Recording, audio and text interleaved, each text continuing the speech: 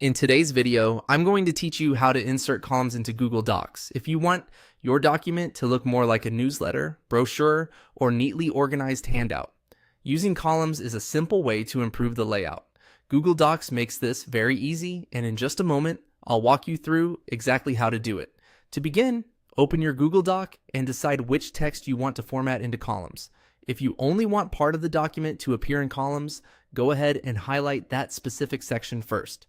This is important because Google Docs will apply the column formatting only to the text you have selected. If you want the entire document to be arranged into columns, then don't select anything at all before moving to the next step. Leaving the text unselected tells Google Docs to apply the layout to the full document instead.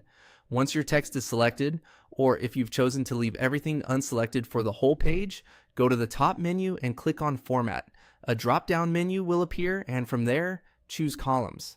This is where Google Docs gives you the available column layout options.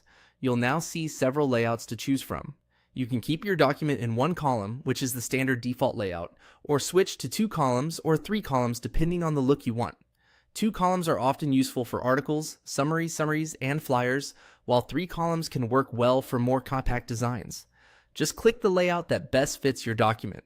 As soon as you choose a layout, Google Docs will automatically rearrange the selected text into that number of columns. There's no need to manually move anything around.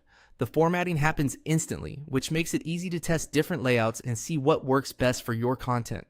If the result doesn't look quite right, you can simply return to the same Format and Columns menu and choose a different option. This makes it easy to experiment without affecting the actual text itself.